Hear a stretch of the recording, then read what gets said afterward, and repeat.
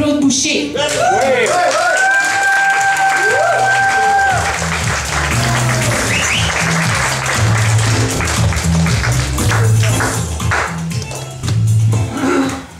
On t'aime, Claude!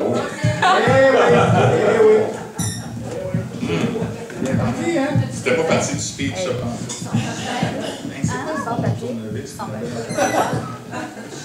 Non, ça va.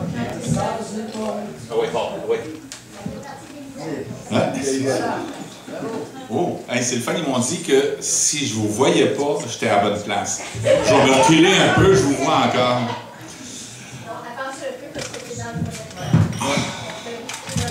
Ah, faut-tu que je me rapetisse?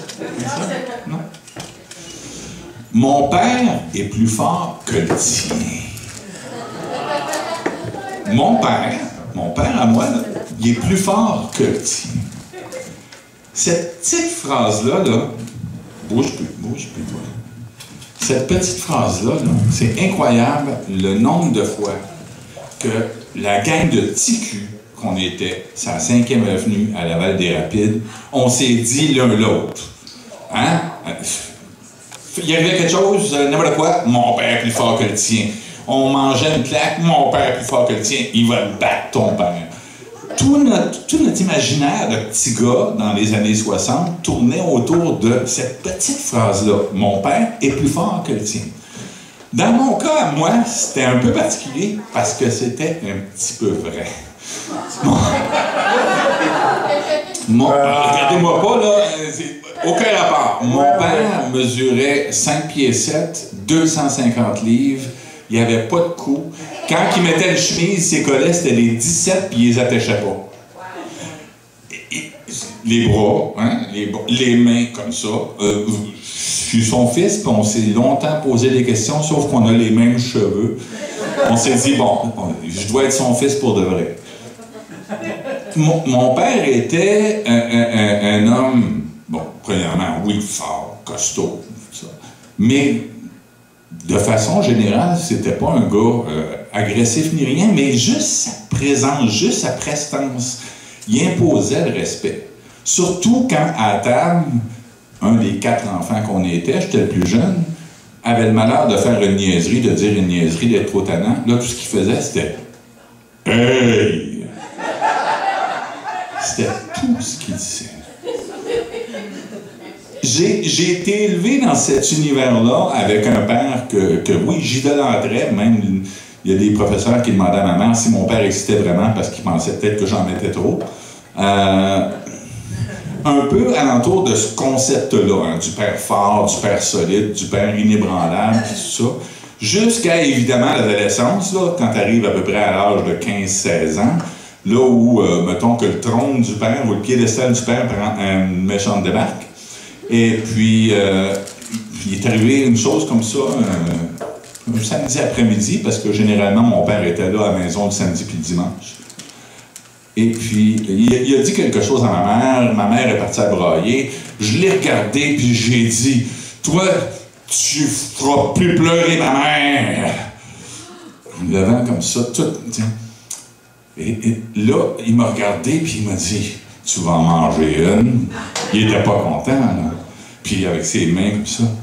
Et là, je me suis dit « Quelle stupide affaire que j'ai fait là? » Je l'ai regardé en pleine face, j'ai dit « Ah oui, voir! » Une chance, il l'a pas faite. Je serais probablement pas ici pour le raconter, il l'a pas fait. Donc, j'ai été élevé dans cet imaginaire-là, dans ce contexte-là. Puis quand moi, par la suite, je suis devenu père, j'ai eu à réfléchir et à un peu réinventer ce qui était, moi, ma vision de père face à ce que j'avais vécu comme petit gars dans les années 60. J'ai eu mon plus vieux, j'avais 24 ans. Puis, ma vision de ce que devait être ma paternité est arrivée à peu près 4-5 ans plus tard. Étienne, il avait environ 4-5 ans à peu près. Il était allé jouer chez le petit voisin d'en face, Alexandre. Et puis là, tout à coup, il s'en vient à la maison, puis il y a un petit gars qui revient à la maison. Je me recule un peu, là. Comme ça. Tout penaud, tout de travers, tout bouleversé. Puis il rentre dans la maison, puis je dis « Qu'est-ce qu'il y a, Étienne? Qu'est-ce qui se passe? » Puis là, il me regarde et dit, « Papa, Alexandre, il dit que son père est plus fort que toi. »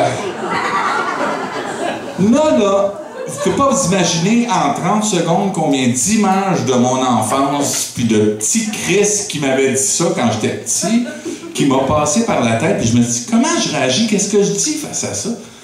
Comment... c'était vrai, quand même. Oui, c'était vrai. J'étais pas pour dire, non, là, je suis plus fort. Non. Moi, aujourd'hui, je suis un peu plus enrobé, à 51 ans, mais à l'époque, je faisais à peu près 130 livres mouillés sur 5 et 10, là. Fait que non, c'était clair et net. Puis là, je me suis dit, qu'est-ce que j'ai dit? Comment j'y réponds?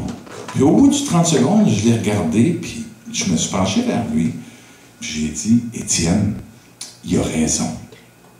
Là, vous auriez dû voir la face du petit gars de 4-5 ans. Son père vient d'y admettre qu'il n'est pas plus fort que le père du voisin. Là, ça détruit tout le mythe du père meilleur, tout ça. J'ai pris le temps, j'ai dit, Étienne, t'as raison, tu m'écoutes. Ton père joue de la guitare, son père joue pas de guitare. Bon, à l'époque, j'étais jeune diplômé universitaire, fait que dans ce temps-là, on se pète les bretelles. Hein? Ton père est diplômé en droit de l'Université de Montréal. Son père, il n'est pas diplômé, tu sais pas. Fait que j'y raconte un peu tout ça, puis je dis, regarde, ton père fait ci, ton père fait ça, son père fait pas ça. Au bout du compte, au bout de la petite discussion qu'on a eue, Étienne, il m'a regardé, puis il m'a dit, sais-tu, papa, c'est pas grave si t'es pas plus fort que le père d'Alexandre. Et là, à partir de ce moment-là, tout a déboulé, puis c'est là que je me suis rendu compte que je devais vraiment créer quelque chose de différent de ce que mon père était. Mon père, dans les années 60, un père, c'était là le samedi, dimanche, puis le samedi, tu le dérangeais pas, puis le dimanche, tu le réveillais pas. Fait que tout réinventer ça, tout reprendre ça, et être avec mes enfants, être plus près de mes enfants, chanter des chansons, faire des comptines, raconter des histoires, faire des choses absolument hallucinantes. J'ai fait du parachute avec une de mes filles, j'ai fait de la plongée, on a fait toutes sortes de choses que mon père n'a jamais faites avec moi.